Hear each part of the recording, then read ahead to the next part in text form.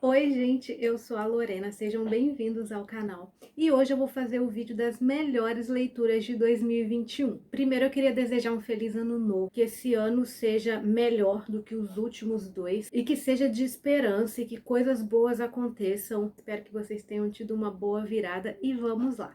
Em 2021, nos últimos 2 anos, aconteceram muita coisa, mas o que não deixou de acontecer foi eu ler. Apesar de tudo, eu consegui manter a leitura, não foi no ritmo que eu esperava, não foram livros que eu esperava. Eu acabei não seguindo o TBR, acabei não cumprindo as minhas metas, eu reli bastante livro, mas pelo menos eu li, então hoje eu vou falar pra vocês quais foram os melhores livros de 2021. Eu ranqueei 10 livros e eu vou começar pelo 10º até os 3 primeiros melhores. Em 10º lugar, então, eu coloquei O Visconde que Me Amava, o segundo livro dos Bridgertons, simplesmente pelo fato de que esse livro, ele me pegou de um jeito tão maravilhoso que os outros da série, até onde eu li, não conseguiram me fazer sentir isso. Primeiro porque o Anthony, eu detestei ele em O Duque e Eu, e no segundo livro eu vi um lado do personagem que eu não conhecia ainda que conseguiu me cativar. O casal também, eu acho que eles tiveram muita química, o ritmo da leitura foi um livro que me distraiu bastante, eu parava de ler e já queria voltar, e foi um dos meus favoritos entre os 4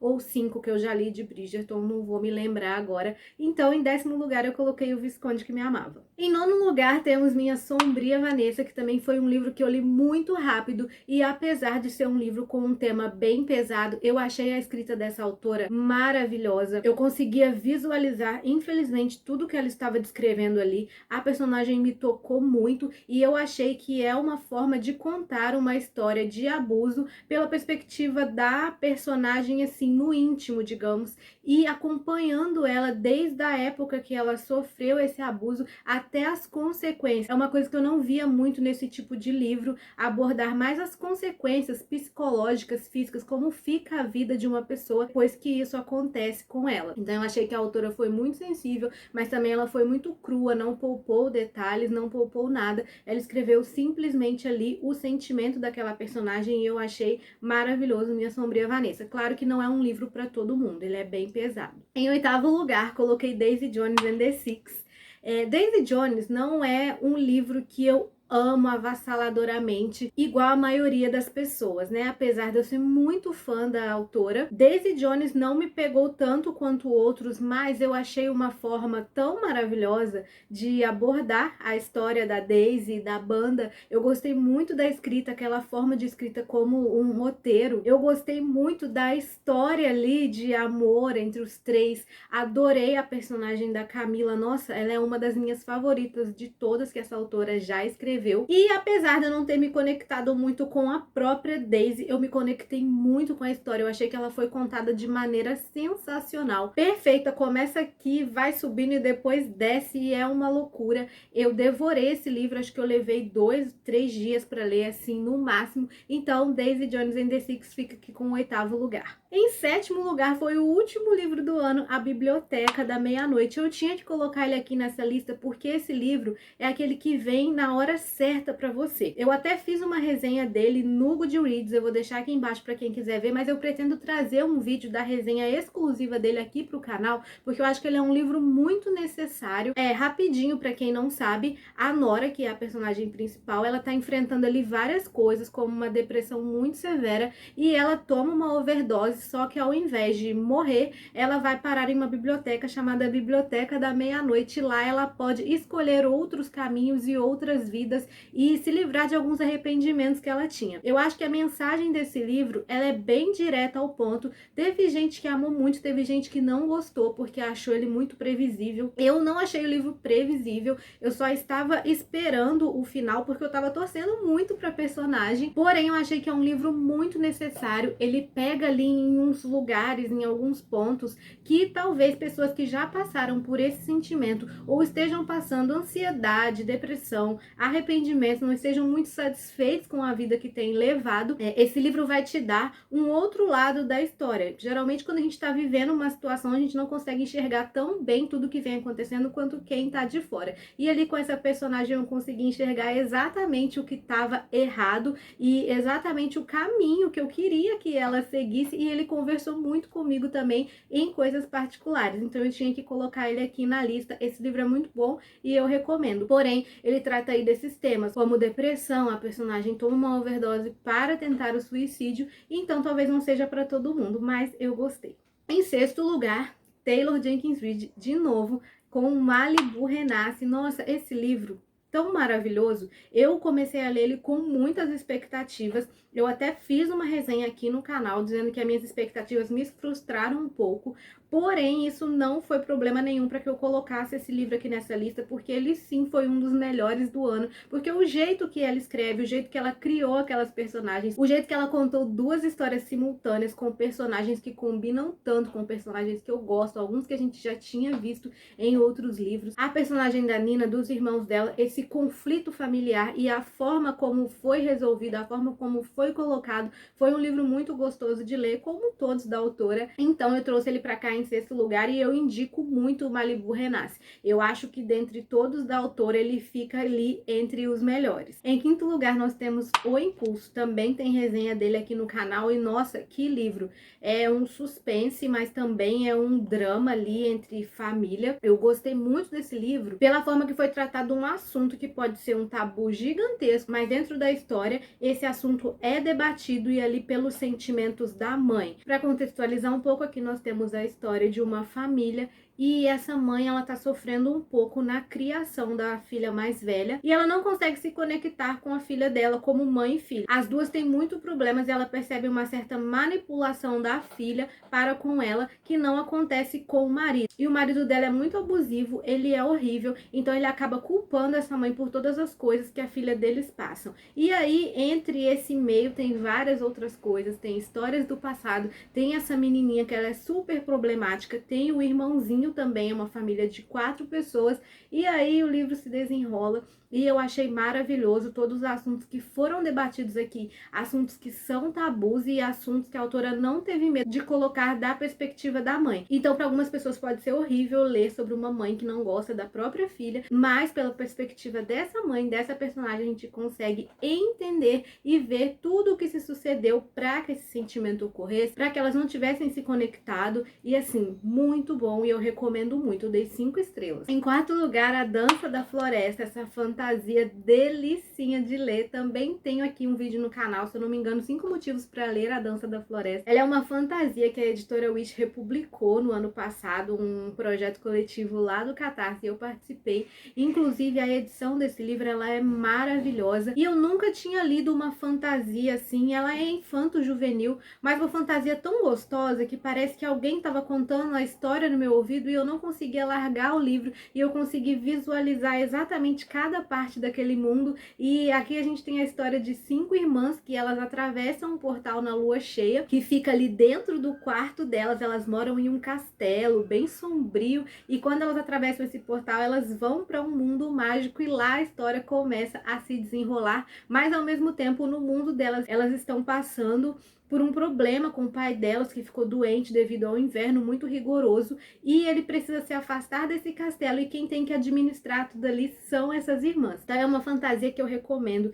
deliciosa de ler. A escrita, ela flui de um jeito, como eu disse, parece que a gente tá ouvindo uma história, alguém contando assim pra você, cara a cara, e tirando a edição, né, que ela é maravilhosa. A tradução é muito boa, as ilustrações, a diagramação, tudo combinou para que esse livro estivesse aqui nessa lista, e ele foi um dos melhores do ano passado. Então agora vamos para o terceiro lugar. Eu sofri um pouco para fazer esse pódio, mas finalmente ele saiu. E eu não me arrependo desse ranking que eu fiz. Eu estou segura para dizer que esses foram os 3 melhores livros do ano passado. Que foram aqueles livros que eu devorei, que eu favoritei, que eu vou querer ler de novo. Inclusive 2 deles eu não tenho o livro físico, que eu ando lendo cada vez mais no Kindle, mas são livros que eu quero ter aqui na estante. Em terceiro lugar temos Pessoas Normais. Nossa, que romance sensacional! Eu amei esse livro, também tem resenha aqui no canal.